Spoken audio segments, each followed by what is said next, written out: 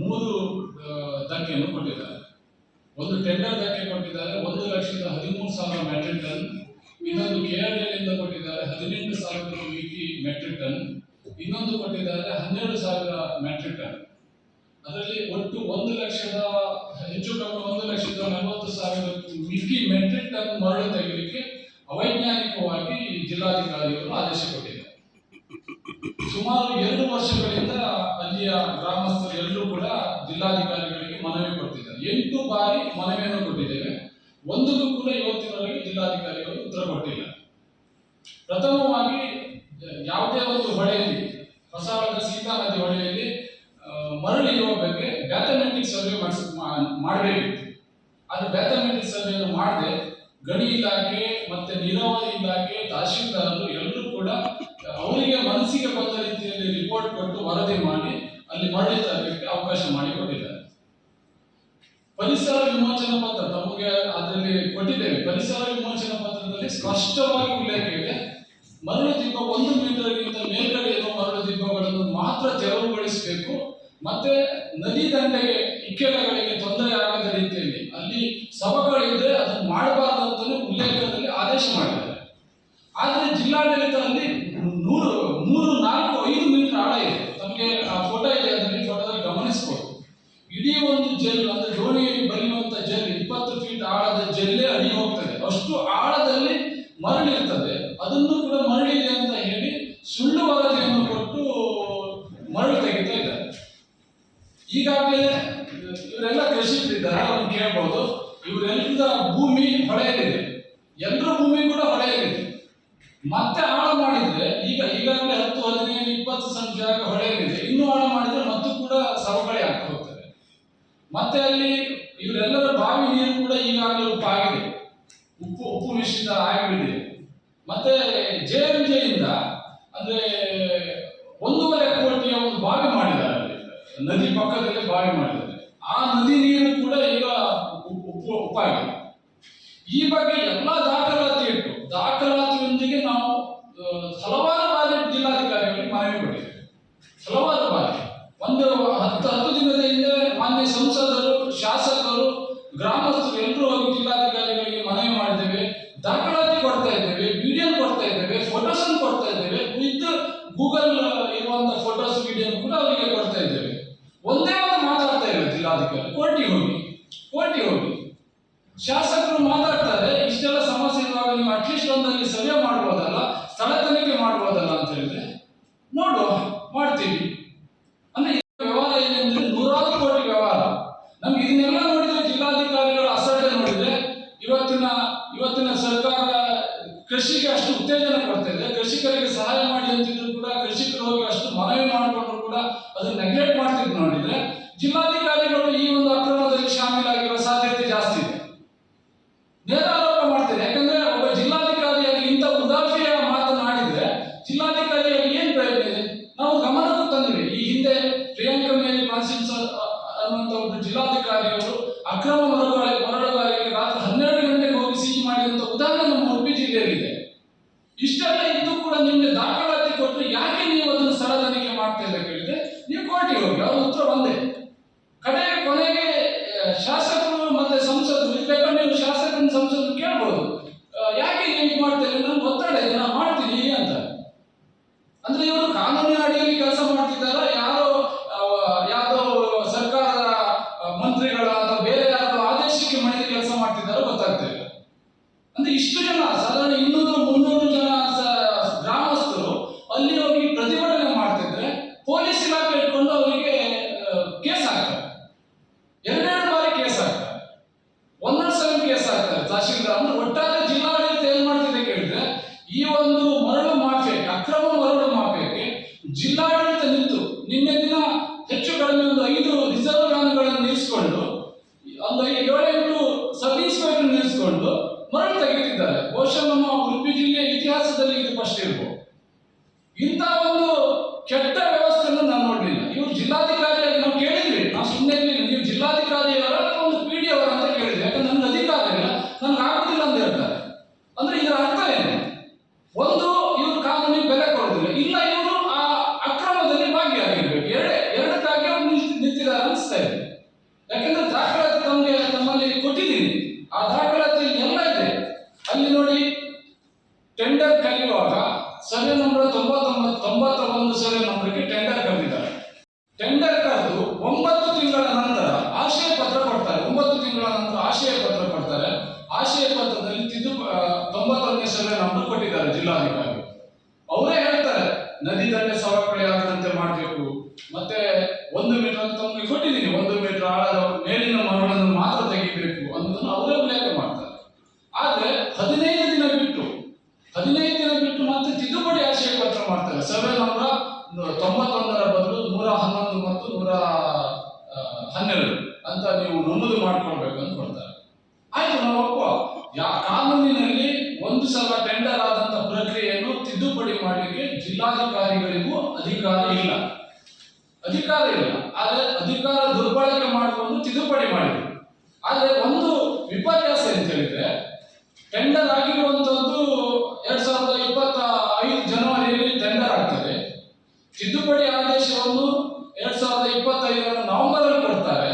ಆದ್ರೆ ಆ ಟೆಂಡರ್ ಆಗಿರುವಂತಹ ಕುಶಲ್ ಕುಮಾರ್ ಅವರಿಗೆ ಮಾತ್ರ ಗೊತ್ತಾಗುತ್ತೆ ಈ ಟೆಂಡರ್ ಸರ್ವೆ ನಂಬರ್ ಚೇಂಜ್ ಆಗಿದೆ ಅಂತ. ತಮ್ಮಲ್ಲಿ ಗಮನಕ್ಕೆ ಇರ್ಬೋದು. ಕುಶಲ್ ಕುಮಾರ್ ಅವರು 2000 ಜನವರಿಯಲ್ಲೇ ಸರ್ವೆ ನಂಬರ್ ಚೇಂಜ್ 111 ಇದಾಗಿದ್ದಾರೆ, ಟೆಂಡರ್ ಹಾಕಿದ್ದಾರೆ. 111 112 ಸರ್ವೆ ನಂಬರ್ ಹಾಕಿದ್ದಾರೆ. ಹಾಗಾದ್ರೆ ಇವರಿಗೆ ಹೇಗೆ ಗೊತ್ತಾಯ್ತು? ಅಂದ್ರೆ ಎಲ್ಲಾ ಅಕ್ರಮಗಳು. ತಿದ್ದುಪಡಿ ಆಶಯ ಪತ್ರ ಕೊಡೋದು ನೀವು ನವೆಂಬರ್ ಅಲ್ಲಿ, ಆದ್ರೆ ಏನು ಯಶಸ್ವಿ ಬಿಡುದಾರರಿದ್ದಾರೆ ಅವರು ಜನವರಿಯಲ್ಲಿ ಅವರಿಗೆ ಗೊತ್ತಾಗಿದೆ ಇದು ಸರ್ವೆ ನಂಬರ್ ಚೇಂಜ್ ಆಗಿದೆ ಅಂತ. ಆದ್ರೆ ಸರ್ವೆ ನಂಬರ್ ಟೆಂಡರ್ ನೋಟಿಫಿಕೇಶನ್ ಆಗಿ ಬಂದದ್ದು 91 ಸರ್ವೆ ನಂಬರ್ಗೆ. ಮತ್ತೆ ಇನ್ನೊಂದು ನೋಡಿ, ತಿದ್ದುಪಡಿ ಮಾಡಿದ್ದಾರೆ. ಆ ಜಂಟಿ ಸರ್ವೆಯಲ್ಲಿ ಆ ಸರ್ವೆ ನಂಬರ್ ಒಂದೇ ತಿದ್ದುಪಡಿ ಮಾಡಿದ್ದಾರೆ. ಅದು ನಿಮ್ಮ ಗಮನಕ್ಕೆ ಕಾಣ್ತದೆ, ಅದು ನಿಮ್ಮ ಗಮನಕ್ಕೆ ಇಟ್ಟಿದ್ದೀನಿ. ತಿದ್ದುಪಡಿ ಮಾಡಿ ತಿದ್ದಿದ್ದಾರೆ, ಪೆನ್ನಿನಲ್ಲೇ ತಿದ್ದಿದ್ದಾರೆ. 6 ಎಕರೆ ಇರುವುದನ್ನು 8 ಎಕರೆ 89 ಸಂಸದರು ತಿದ್ದಿದ್ದಾರೆ. ಕಾಪಿಗಳು ನಿಮಗೆ ಇದನ್ನು ಕೂಡ ಕಾಪಿಯನ್ನು ಕೊಟ್ಟಿದ್ದೀನಿ. ಪರಂಬೋಕು ಹಕ್ಕು ಅಂತ ಅರಣ್ಯ ಇಲಾಖೆಯವರು ಕೊಡ್ತಾರೆ. ಇದು ಪರಂಬೋಕು ಹಕ್ಕು ಜಾಗ ಅಂತ RDC ಕಾಲಂ 6ರಲ್ಲಿ ಪರಂಬೋಕು ಹಕ್ಕು ಜಾಗ ಅಂತ ಇದೆ ಅಂತ ಕೊಡ್ತಾರೆ. ಆದ್ರೆ ಆ ವರದಿ ಬಂದು ಹೋರಾಟ ಪ್ರಾರಂಭವಾಗಿ ಸ್ವಲ್ಪ ದಿನದಲ್ಲೇ RDCಯಲ್ಲಿ ಪರಂಬೋಕು ಅನ್ನುವಂತ ಫಲವೇ ಮಾಯ ಆಗ್ಬಿಡ್ತದೆ.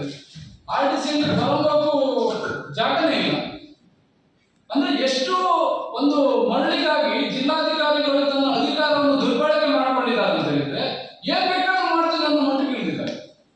ಮೊನ್ನೆ ಒಬ್ರು ಅಡ್ವೊಕೇಟ್ KS ಬತ್ತಾಡಿ ಚಂದ್ರಶೇಖರ್ ಶೆಟ್ಟಿ ಅಂತ ಒಬ್ಬರು ಅಡ್ವೊಕೇಟ್ ಅವರು ಈ ಬಗ್ಗೆ ಜಿಲ್ಲಾಧಿಕಾರಿಗಳ ಹತ್ರ ಮಾತಾಡೋಕೆ ಹೋದ್ರೆ ಕಾಮನ್ ನೀವು ನನ್ನನ್ನೇನು ಪ್ರಶ್ನೆ ಮಾಡ್ತೀರಿ ಅಂತ ಕೇಳ್ತಾರೆ. ಎಂತ ದುರಂಕಾರ ಇರ್ಬೋದು ಇವರು DC ಅವರಿಗೆ?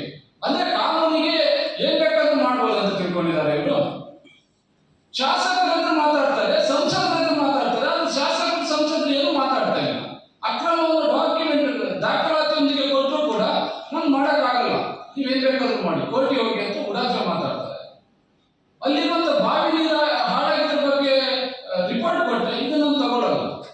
ಮಣಿಪಾಲ MITಯ PhD ಆದಂತ ಉದಯಶಂಕರ್ ಅವರು ಹೆಚ್ಚು ಕಡಿಮೆ ಇಡೀ ದೇಶದ 89 ಕಡೆ ಸರ್ವೆ ರಿಪೋರ್ಟ್ ಕೊಟ್ಟಿದ್ದಾರೆ. 89 ಕಡೆ ಸರ್ವೆ ರಿಪೋರ್ಟ್ ಕೊಟ್ಟಿದ್ದಾರೆ ಇಡೀ ದೇಶದ. ನಾವು ಇದು ಖಾಲಿ ನಮ್ಮ ಉಡುಪಿ ಜಿಲ್ಲೆಗೆ ಹೇಳ್ತಾ ಇಲ್ಲ. ಅಂತ ಒಂದು ಪ್ರೊಫೆಸರ್ ಕೊಟ್ಟಂತ ವರದಿಯನ್ನ ನಾನಿದು ಒಪ್ಪೋದಿಲ್ಲ ಅಂತ ಹೇಳ್ತಾರೆ. ಕೇರಳ ರಾಜ್ಯ ಒಪ್ತದೆ, ತಮಿಳುನಾಡು ಒಪ್ತದೆ, ಆಂಧ್ರ ಪ್ರದೇಶ ಒಪ್ತದೆ, ಗುಜರಾತ್ ಒಪ್ತದೆ, ಕರ್ನಾಟಕದ ಬೇರೆ ಬೇರೆ ಜಿಲ್ಲೆಗಳಲ್ಲಿ ಅವರನ್ನು ಕರೆಸಿ ಇಲ್ಲಿದ್ದಾರೆ, ಅವ್ರನ್ನ ಕರೆಸಿ ರಿಪೋರ್ಟ್ ಅನ್ನು ಕೊಡ್ತಾರೆ. ಅವರಲ್ಲಿ ಬಂದು ಸರ್ವೆ ಮಾಡಿ ರಿಪೋರ್ಟ್ ಹಾಕ್ತಾರೆ. ಇಲ್ಲಿ ಅಷ್ಟು ಮರಳೇ ಇಲ್ಲ, ವಾರ್ಷಿಕ 10,000 ಮೆಟ್ರಿಕ್ ಟನ್ ಮರಳು ಸಿಕ್ಕಿದ್ರೆ ಜಾಸ್ತಿ ನಿಮಗೆ ಅಂತ ರಿಪೋರ್ಟ್ ಹಾಕ್ತಾರೆ. ಅಲ್ಲಿ ಭೂಮಿ ಸವಕಳಿ ಆಗಿದೆ ಅಂತ ಕೊಡ್ತಾರೆ. 10 ವರ್ಷದ ಭೂ ಸವಕಳಿಯ ಚಿತ್ರವನ್ನು ದಾಖಲಾತಿಯೊಂದಿಗೆ ಕೊಡ್ತಾರೆ, GPS ಮ್ಯಾಪ್ ನೊಂದಿಗೆ ಕೊಡ್ತಾರೆ. ನಾನಿದನ್ನು ಒಪ್ಪಲ್ಲ. ಆಯ್ತು, ನೀವು ಅವ್ರನ್ನ ಕರೆಸಿ ಅದನ್ನ ಸ್ಥಳ ತನಿಖೆ ಮಾಡಿ ಅವರು ಬರ್ತಾರೆ ಅಂತ ಹೇಳಿದ್ರೆ ನಾನು ಮಾಡಲ್ಲ. ಅಂದ್ರೆ ಇದೆಲ್ಲ ನೋಡಿದ್ರೆ ನಾವು ಇದೆಲ್ಲವೂ ಕೂಡ ದಾಖಲಾತಿಯೊಂದಿಗೆ ಕೊಟ್ಟಿರುವಂತದ್ದು. ಇಷ್ಟೆಲ್ಲ ಅಕ್ರಮಗಳು ನಡೀತಾ ಇದ್ರು ಕೂಡ ಇನ್ನೊಂದು ಏನ್ ಕೇಳಿದ್ರೆ, ಸರ್ಕಾರ ಒಂದು ಆದೇಶ ಮಾಡ್ತದೆ. ಸರ್ಕಾರ KRDಯಿಂದ ಸರ್ಕಾರಿ ಕಾಮಗಾರಿಗಳಿಗೆ ನೀವು ಮರಳು ತೆಗಿಬೇಕಾದ್ರೆ ಪ್ರತಿ ಟನ್ ಒಂದಕ್ಕೆ ಆದೇಶ ಪ್ರತಿ ಇದೆ. ಪ್ರತಿ ಟನ್ ಒಂದಕ್ಕೆ